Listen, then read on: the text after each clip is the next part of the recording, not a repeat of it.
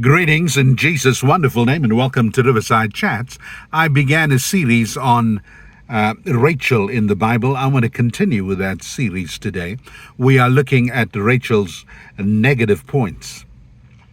I want to encourage you to stay away from the negative things we learn about characters and follow their positives. This session will focus on this truth that Rachel was very competitive, not in a good way, but in a bad way. There was always a competition. Sometimes there's competition between siblings in a family. One wants to be better than the other. One wants to outsmart the other. Life is not a competition. Do the best with what God has given you. And when you do the best, you have done your best. Accept the things you cannot change. Focus on God and God alone. Life is not a competition. Sometimes we want to match up with the Joneses. They have a new car, we want to get a new car. We cannot afford a new car. Sometimes we need to buy a good used car. I've never bought a brand new car, and I don't intend on doing it. Because if you buy a brand new car, the car devalues as soon as you buy it. As soon as you drive it out of the showroom here in America, it's devalued sometimes by up to $4,000. We don't have to match up with the Joneses. Life is not a competition.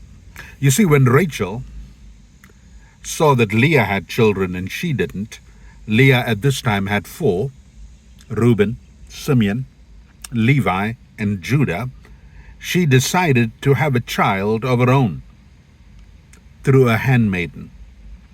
So instead of waiting on God, instead of trusting God for him to intervene, she made Jacob's life more complicated. It seems like Jacob didn't mind the intimacy. I don't know how good the servant ladies looked, but I'm sure they looked pretty good. So Rachel suggested, well, there's a custom that says I can have a child through my handmaiden. And so she suggested that she would have children through her handmaiden. Her servant's name was Bilhah. And then there was Zilpah. Bilhah was the handmaiden of Rachel. Zilpah was the handmaiden of Leah. Jacob is dragged into it. He does not mind having children through the handmaiden. And she has 2 children, Issachar and Zebulun.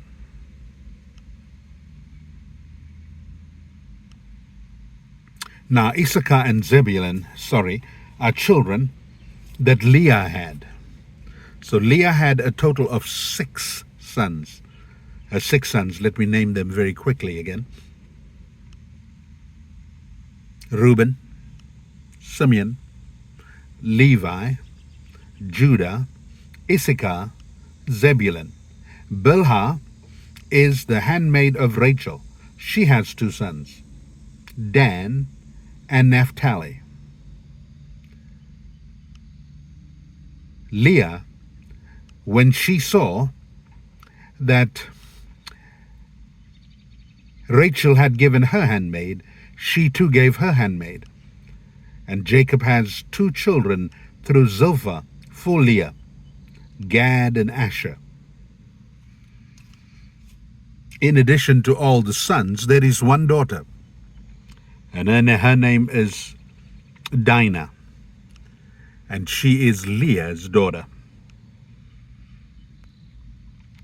This began a baby competition. Can you imagine? I know some people like to take their babies to a competition and they'll say, vote for my baby, and they get very happy. We get happy as grandparents if our grandchildren are in competitions and we want them to win, and we splash their photos in papers. Some people are very private. They don't like this at all. This began a baby competition. Rachel was a woman of faith, but her spiritual relationship didn't transfer this. It was not seen in a spiritual life. Often we claim to be people of faith, but sometimes we can be mean and competitive. It's about us. It's about us just coming up on top. She could have loved her sister's children. Those were Jacob's children and her sister's children. Now, I love my sister's children. I love my brother's children, my nephews and nieces.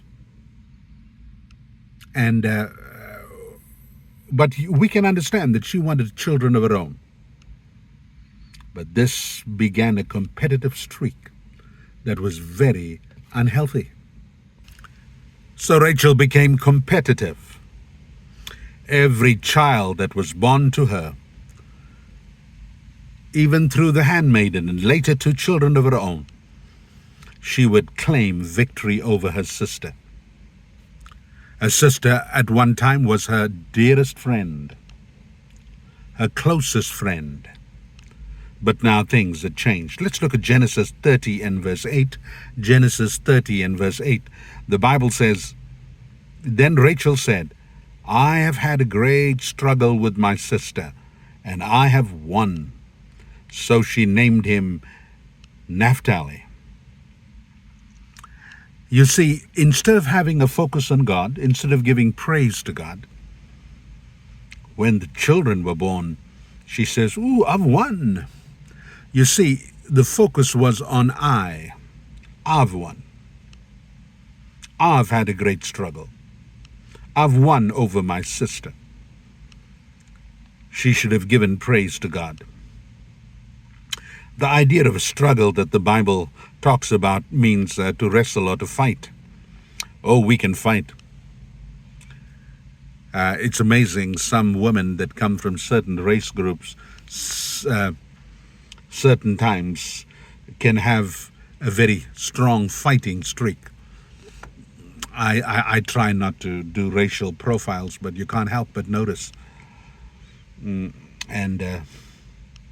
Here, this was a messy fight, an ugly fight, worse than a cat fight kind of thing.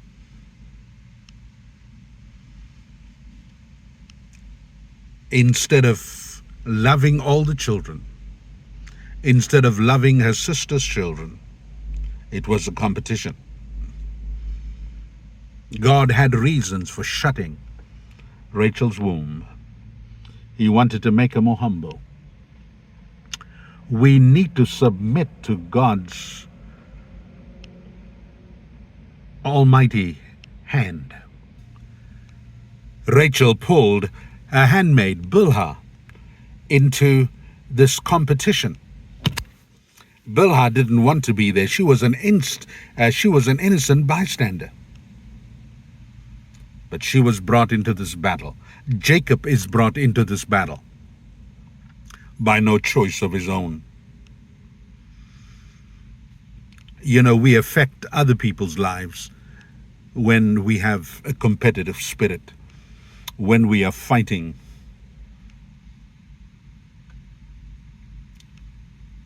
You look at Joseph's story in the Bible. His brothers were jealous of him.